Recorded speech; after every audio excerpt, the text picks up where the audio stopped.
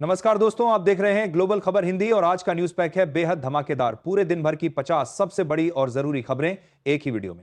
शुरू करने से पहले कमेंट में बताइए आप ये वीडियो किस जगह से देख रहे हैं, और हां, लाइक और सब्सक्राइब कर दीजिए क्योंकि आगे की खबरें एक से बढ़कर एक हैं। शरीफ उस्मान हादी हत्या मामले में बांग्लादेश पुलिस ने दावा किया है कि 2 प्रमुख संदिग्ध भारत की ओर भाग निकले हैं।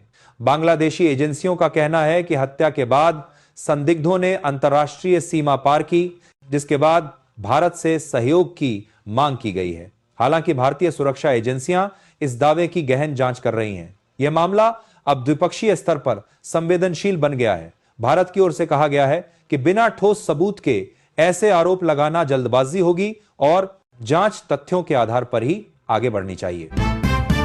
पश्चिम बंगाल में अनमैप्ड मतदाताओं की सुनवाई प्रक्रिया पर इलेक्शन कमीशन ऑफ इंडिया ने फिलहाल रोक लगा दी है। आयोग का कहना है कि मतदाता सूची से जुड़े मामलों में किसी भी तरह की जल्दबाजी लोकतांत्रिक प्रक्रिया को प्रभावित कर सकती है। आयोग का कहना है कि मतदाताओं अब पूरे मामले की कानूनी और प्रशासनिक समीक्षा करेगा। इस फैसले से राज्य की राजनीति में हलचल तेज हो गई है। विपक्ष ने इसे निष्पक्ष चुनाव की दिशा में जरूरी कदम बताया, जबकि सत्ता पक्ष ने आयोग के फैसले पर सवाल उठाए हैं। उस्मान हादी हत्या को भारत से जोड़ने की बांग्लादेश की कोशिश पर सवाल उठने लगे हैं। कई विश्लेषकों का मानना है कि ठोस सबूतों के अभाव में भारत पर आरोप लगाना राजनीतिक दबाव बनाने की रणनीति हो सकती है। भारतीय अधिकारियों ने स्पष्ट किया है कि इस तरह का प्रोपेगेंडा द्विपक्षीय संबंधों को नुकसान पहुंचा सकता है। इसके बावजूद बांग्लादेश में कुछ वर्ग लगातार भारत की भूमिका पर सवाल उठा रहे हैं। भारत ने दोहराया है कि वह किसी भी निष्पक्ष जांच में सहयोग को तैयार है, लेकिन आरोप निराधार नहीं होने चाहिए। प्रधानमंत्री नरेंद्र मोदी ने कहा है कि 2025 में भारत ने हर अंतर्राष्ट्रीय मंच पर अपनी मजबूत छाप छोड़ी है। उन्होंने विदेश नीति, आर्थिक विकास और वैश्विक कूटनीति में भारत की भूमिका को ऐतिहासिक बताया। पीएम मोदी के अनुसार भारत अब केवल क्षेत्रीय शक्ति नहीं बल्कि वैश्विक निर्णयों को प्रभावित करने वाला देश बन चुका है। उनके इस बयान को सरकार की उपलब्धियों के रूप में देखा जा रहा है, जबकि विपक्ष ने इसे आत्म प्रशंसा करार देते हुए जमीनी मुद्दों पर ध्यान देने की मांग की है। तेलंगाना सरकार के एक वरिष्ठ मंत्री ने बयान दिया है कि कांग्रेस ने भारत को वैश्विक पटल पर स्थापित करने में अहम भूमिका निभाई है। उन्होंने कहा कि अंतर्राष्ट्रीय संस्थानों में भारत की साख, लोकतांत्रिक मूल्यों और विदेश नीति की नींव कांग्रेस शासन में मजबूत हुई। यह बयान ऐसे समय आया है जब देश में राजनीतिक श्रेय को लेकर बहस तेज है। भाजपा ने इस दावे को खारिज करते हुए कहा कि मौजूदा वैश्विक पहचान हाल के वर्षों की नीतियों का परिणाम है। बयान से राष्ट्रीय राजनीति में नया विवाद खड़ा हो गया है। अल्पसंख्यकों पर कथित हमलों को लेकर भारत द्वारा जताई गई चिंता को बांग्लादेश ने कमतर बताते हुए खारिज कर दिया है। बांग्लादेशी अधिकारियों का कहना है कि वहां की स्थिति को बढ़ा चढ़ाकर पेश किया जा रहा है। भारत की ओर से कहा गया था कि अल्पसंख्यकों की सुरक्षा लोकतांत्रिक मूल्यों से जुड़ा विषय है। इस बयानबाजी से दोनों देशों के बीच कूटनीतिक तनाव बढ़ने के संकेत मिले हैं। विशेषज्ञों का मानना है कि इस मुद्दे पर बातचीत और पारदर्शिता जरूरी है ताकि गलतफहमियां दूर की जा सके। केंद्रीय गृह मंत्री अमित शाह ने दावा किया है कि देश में मलेरिया के मामलों में 97% की कमी आई है। उन्होंने इसे स्वास्थ्य क्षेत्र की बड़ी सफलता बताया और कहा कि भारत मलेरिया उन्मूलन के लक्ष्य के बेहद करीब है। शाह ने स्वास्थ्य क्षेत्र की कर्मियों और राज्य सरकारों की भूमिका की सराहना की। सरकार का कहना है कि बेहतर निगरानी, समय पर इलाज और जागरूकता अभियानों से यह संभव हुआ है। विपक्ष ने आंकड़ों की स्वतंत्र समीक्षा की मांग की है। अरावली पहाड़ियों की नई परिभाषा को लेकर सुप्रीम कोर्ट ऑफ इंडिया ने स्वतः संज्ञान लिया है। अदालत ने इस मामले में केंद्र और संबंधित राज्यों से जवाब मांगा है। पर्यावरणविदों का कहना है कि नई परिभाषा से अरावली क्षेत्र में अवैध निर्माण और खनन को बढ़ावा मिल सकता है। सुप्रीम कोर्ट का हस्तक्षेप पर्यावरण संरक्षण के लिहाज से अहम माना जा रहा है। अब यह मामला नीतिगत फैसलों और पर्यावरण संतुलन के बीच संतुलन तय करने की दिशा में आगे बढ़ेगा। 9. विकसित भारत 2047 के लक्ष्य के तहत भारत की प्रगति को लेकर अंतर्राष्ट्रीय स्तर पर सकारात्मक नजरिया सामने आया है। सरकार का दावा है कि प्रधानमंत्री मोदी के नेतृत्व में भारत को एक भरोसेमंद वैश्विक साझेदार के रूप में देखा जा रहा है। बुनियादी ढांचे, डिजिटल अर्थव्यवस्था और रणनीतिक सहयोग में भारत की भूमिका बढ़ी है। कई वैश्विक मंचों पर भारत की नीतियों की सराहना हुई है। हालांकि आलोचकों का कहना है कि विकास के साथ सामाजिक और आर्थिक समानता पर भी बराबर ध्यान दिया जाना चाहिए। 10 कांग्रेस के 140वें स्थापना दिवस पर पार्टी अध्यक्ष मल्लिकार्जुन खड़गे ने कहा कि कांग्रेस केवल एक पार्टी नहीं बल्कि एक विचारधारा है जो कभी समाप्त नहीं हो सकती। उन्होंने संविधान, लोकतंत्र और सामाजिक न्याय को कांग्रेस की आत्मा बताया। खड़गे ने कार्यकर्ताओं से संगठन को मजबूत करने और जनता से जुड़ने का आह्वान किया। इस मौके पर कांग्रेस ने अपने ऐतिहासिक योगदान को याद किया। वहीं भाजपा ने कांग्रेस पर अतीत में अटके रहने का आरोप लगाते हुए भविष्य की राजनीति पर सवाल उठाए।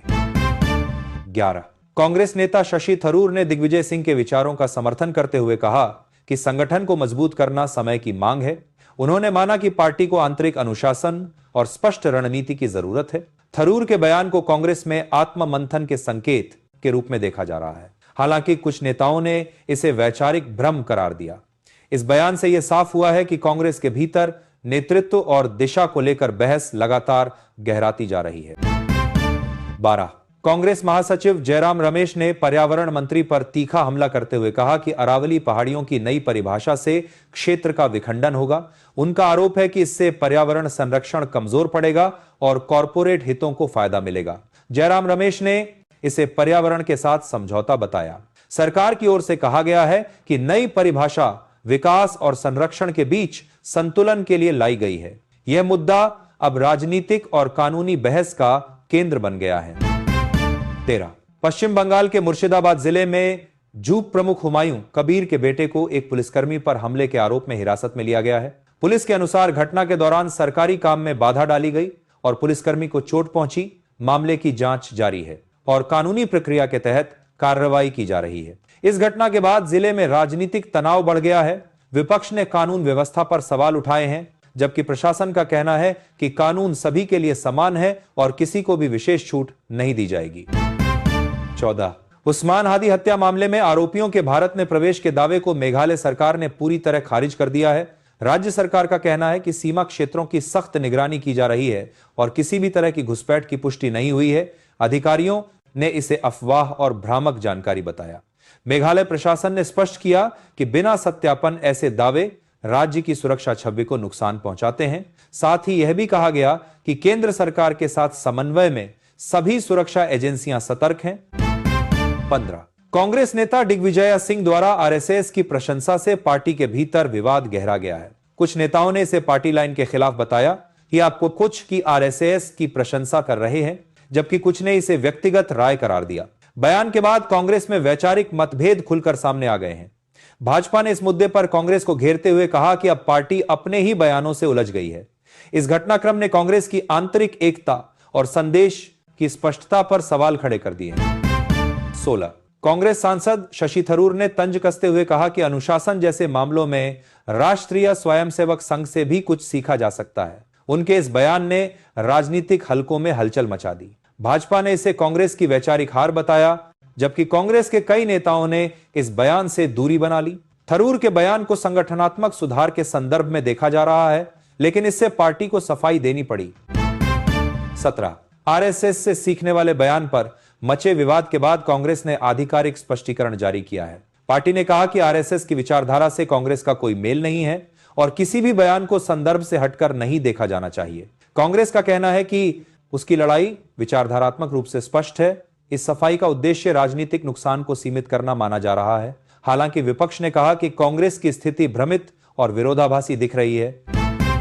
18 त्रिपुरा के एक छात्र की देहरादून में हत्या के मामले ने देश भर में आक्रोश पैदा कर दिया है। उत्तराखंड के मुख्यमंत्री पुष्कर सिंह धामी ने सख्त बयान देते हुए कहा कि दोषियों को किसी भी हालत में बख्शा नहीं जाएगा।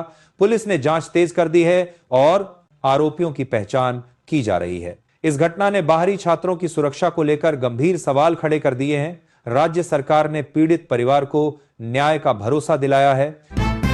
19 मुर्शिदाबाद में झूप नेता के बेटे की गिरफ्तारी के बाद पार्टी ने इसे राजनीतिक बदले की कार्रवाई बताया है। पार्टी नेताओं का आरोप है कि प्रशासन सत्ता के दबाव में काम कर रहा है।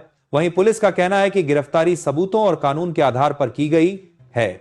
इस मामले ने स्थानीय राजनीति को और गर्मा दिया है। राजनीतिक विश्लेषकों का मानना है कि आने वाले दिनों में यह मुद्दा राज्य की राजनीति में बड़ा विवाद बन सकता है। 20 प्रधानमंत्री नरेंद्र मोदी ने मन की बात कार्यक्रम में 2025 में भारत की प्रमुख उपलब्धियों को देशवासियों के सामने रखा।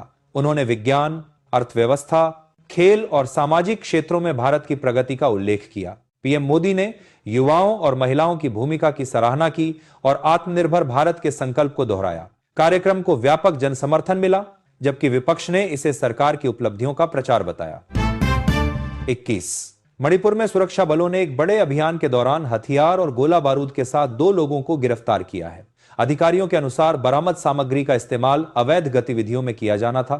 यह कार्रवाई राज्य में सुरक्षा व्यवस्था मजबूत करने के प्रयासों का हिस्सा है। लंबे समय से हिंसा प्रभावित मणिपुर में इस गिरफ्तारी को अहम सफलता माना जा रहा है। सुरक्षा एजेंसियों ने कहा कि ऐसे अभियानों से शांति बहाली में मदद मिलेगी। 22 उत्तर प्रदेश में कुख्यात ड्रग किंगपिन तस्लीम को लेकर बड़ा खुलासा हुआ है। जांच में सामने आया है कि उसने मेरठ स्थित अपने घर में गुप्त बेसमेंट बनाकर छिपने की व्यवस्था कर रखी थी। पुलिस के अनुसार यह बेसमेंट सुरक्षा एजेंसियों से बचने के लिए तैयार किया गया था। इस खुलासे के बाद अवैध ड्रग नेटवर्क की गहराई का अंदाजा लगाया जा रहा है। पुलिस अब उसके नेटवर्क से जुड़े अन्य लोगों की तलाश में जुट गई है।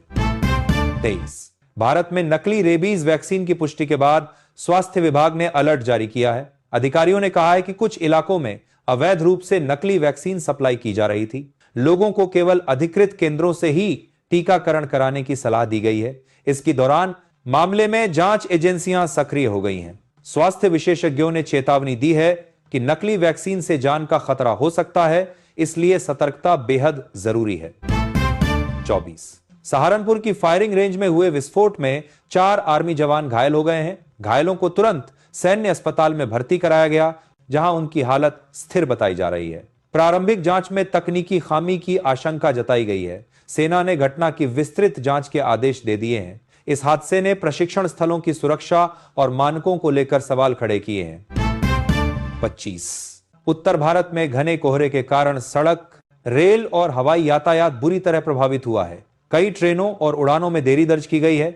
मौसम विभाग इंडिया मीटेरोलॉजिकल डिपार्टमेंट ने अगले कुछ दिनों तक कोहरे की चेतावनी जारी की है। प्रशासन ने यात्रियों से सतर्क रहने की अपील की है।